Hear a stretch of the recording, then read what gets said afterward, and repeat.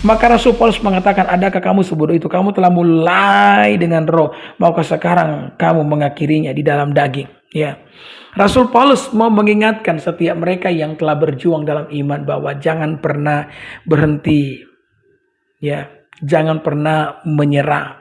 Ya, mungkin bagi saudara pada hari ini engkau dalam sebuah pergumulan, iya kan? Maka engkau perlu semangat, ya. Yang gagal itu adalah usahamu, bukan hidupmu. Yang hancur itu adalah rencanamu, bukan masa depanmu, ya. Kadang-kadang kan iblis ya membuat kita berpikir ketika kita mengalami kegagalan seolah-olah hidup kita gagal. Padahal yang gagal itu kan usaha kita. Ketika kita mengalami kehancuran seolah-olah masa depan kita hancur. Tidaklah, yang hancur itu rencanamu. Masa depanmu, hidupmu aman dalam tangan Tuhan. Amin. Bahkan iblis dengan segala kekuasaannya tidak dapat membunuh Ayub loh. Ya. Tuhan berkata, oke, harta kekayaan Ayub di tanganmu. Apapun yang dimiliki Ayub di tanganmu. Tapi satu hal yang tidak boleh engkau sentuh, yakni nyawa Ayub. Karena nyawa Ayub ada di tanganku. Amin. Jadi dengan kata lain, Tuhan mau berkata hidup dan mati seseorang dalam tangan Tuhan. Ya. Maka ketika engkau sementara dalam sebuah perjuangan, ya kan, ketika engkau dalam sebuah pergumulan kehidupan, jangan menyerah, apalagi bikin dosa. Kata Alkitab, ya, kamu telah memulai dengan roh, masakan kamu harus mengakhirinya di dalam daging. Ya. Itu maksud daripada Alkitab. Karena kadang-kadang saya mau kasih tahu ya, orang-orang percaya itu, kita itu rentan jatuh pada masa-masa pergumulan.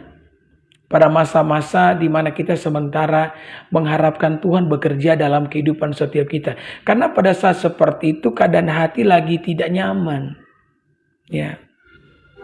Keadaan hati kita lagi tidak sedap, saudara.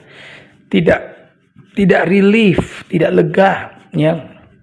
Maka biasanya kita cenderung untuk melakukan dosa karena dosa itu memberikan kenikmatan untuk membuat hati yang tidak lega ini menjadi lega. Ya. Maka dosa seringkali menjadi pelarian ketika seseorang sementara dalam sebuah tekanan. Jangan, saudara, engkau telah berjalan terlalu jauh. Kalau engkau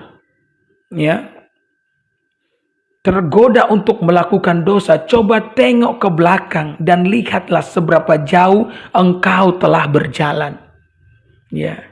Engkau telah berjalan begitu jauh bersama dengan Tuhan. Dan saya percaya dalam perjalanan yang cukup panjang dengan Tuhan, ada begitu banyak harga yang telah engkau bayar. Jangan hanya karena seseorang, jangan karena hanya usahamu gagal, jangan karena hanya rencanamu hancur. Ya, engkau kembali hidup di dalam kedagingan. Ya, tetap pertahankan imanmu, tetap percaya kepada Tuhan, karena Dia adalah Allah yang pasti tidak akan pernah membiarkan, dan Dia Allah yang pasti akan memberikan upah bagi setiap saudara yang mau terus mengamalkan kebenaran di dalam kehidupannya. Ya, jangan berhenti, jangan menyerah, apalagi ketika saudara harus berbuat dosa di tengah-tengah tekanan kehidupan yang sementara engkau jalani. Percayalah saudara-saudara ya, mungkin hari ini sulit, mungkin hari ini penuh dengan tantangan, tetapi Tuhan akan membela saudara dan menyediakan kemenangan di tengah-tengah kehidupan saudara. Ya, orang Israel ketakutan, iya kan, ketika Mesir mengejar mereka sementara mereka kehabisan pilihan, maju kena, mundur kena. Mereka tidak bisa maju karena di depan mereka itu ada laut mati. Mau mundur apalagi di belakang ada orang Mesir. Mereka stuck di tengah dan entah mau berbuat apa. Ya. Kadang-kadang kan kita begitu saudara-saudara. Kita stuck dalam satu tempat dan kita bingung mau bikin apa, mau kemana. Ya. Kita bingung saudara-saudara. Ya. Maka kita mengatakan orang Israel mulai mengeluh, mereka berteriak. Ya, ini orang yang tidak punya iman model begini. Bagaimana nih, bagaimana nih? Tapi tidak apa-apa, mereka baru saja keluar dari Mesir, maka mereka baru belajar percaya. Amin. Karena saya percaya setiap orang itu ada tempatnya di hati Tuhan. Mereka yang punya iman mantap, iman kurang, bahkan tidak ada iman sama sekali, memiliki tempat di hatinya Tuhan. Dan Tuhan tidak akan pernah membuang setiap kita. Dia memperlakukan kita dengan caranya masing-masing. Ya, Tuhan tidak pernah menolak mereka yang tidak beriman. Ada kan seorang bapak yang datang kepada Tuhan dan berkata, "Bapak," dia ngomong, Tuhan, kalau Tuhan dapat, sembuhkanlah anakku." Kemudian Yesus berkata, "Apa katamu kalau aku dapat?" Tidak ada yang mustahil bagi orang percaya. Ya. Kemudian orang itu ngomong, "Tolonglah aku yang tidak percaya ini. Tolonglah aku yang sulit percaya ini." Dan Tuhan pun menolong dia, menyembuhkan anaknya. Bahkan untuk orang yang tidak punya iman pun ada tempat di hatinya Tuhan. Ada amin. Murid Yesus bahkan yang sudah berjalan bersama dengan Yesus, melihat Yesus melakukan mujizat, membangkitkan orang mati, berjalan di atas air, menyembuhkan orang kusta, memelekkan mata orang buta, menyembuhkan, ya, namanya Thomas, yang sudah melihat semua perbuatan Tuhan yang besar di dalam kehidupannya. Tapi tetap saja tidak percaya ketika murid-murid berkata Yesus bangkit. Dan dia berkata apa? "Kalau saya tidak memasukkan jari saya ke lubang di tangan Yesus, maka saya tidak akan percaya kalau dia telah bangkit." Apakah tiba-tiba Tuhan mengirimkan petir dan menyambar Thomas? "Dasar kamu tidak percaya.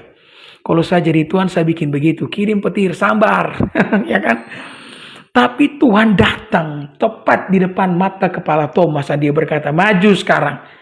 Masukkan jarimu ke dalam lubang di tanganku." Bahkan Thomas pun punya tempat di hati Tuhan. Memang setiap orang percaya kan beda-beda level imannya, ya.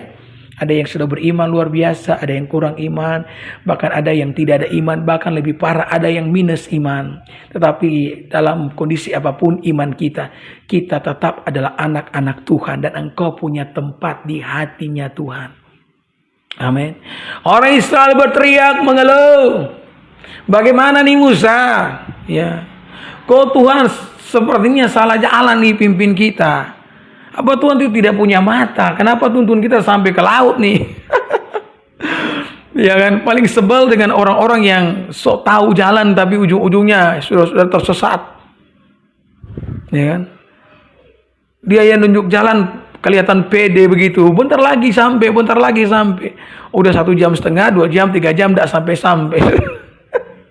Akhirnya berujung pada jalan buntu.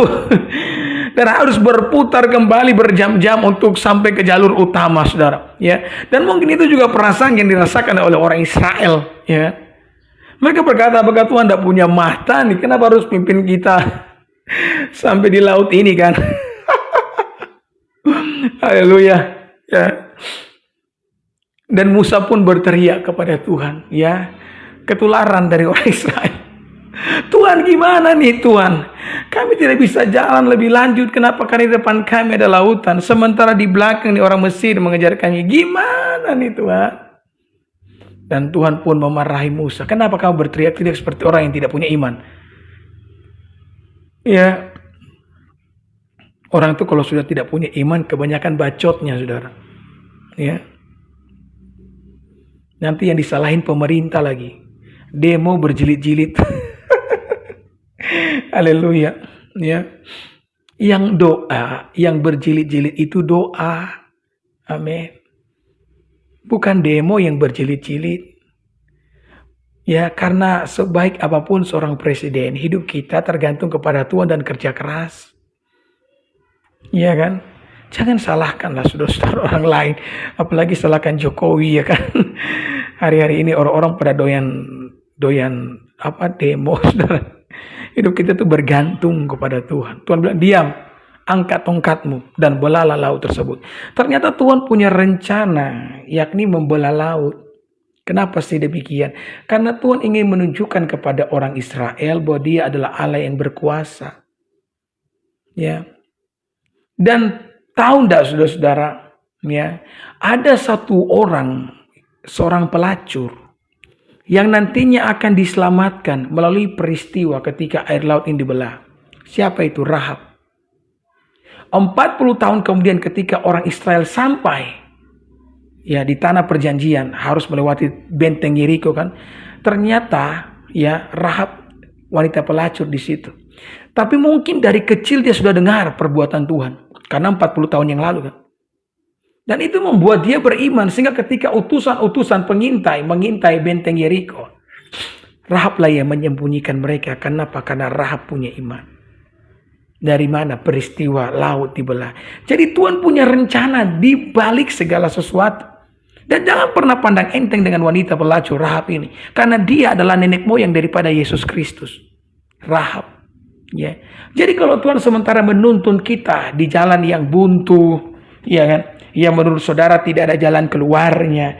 Lebih baik saudara tutup mulut saja dan belajar untuk percaya kepada Tuhan. Karena apapun yang Tuhan izinkan terjadi, kita meyakini bahwa segala sesuatu yang diizinkan Tuhan pasti mengerjakan kebaikan bagi setiap mereka yang percaya dan yang mengharapkan Tuhan. Ya, maka saya berdoa biar setiap saudara yang mendengarkan saya menyampaikan firman Tuhan di hari ini, ya, engkau mau terus percaya.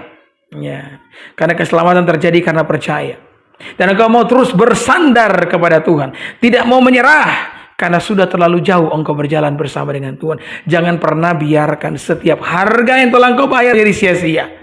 Hanya karena pergumulan dalam kehidupanmu. Tetap jaga hidupmu. Hiduplah dalam kekudusan. Takut akan Tuhan. Maka anugerah dan kebaikan Tuhan menjadi milik bagian saudara. Amin.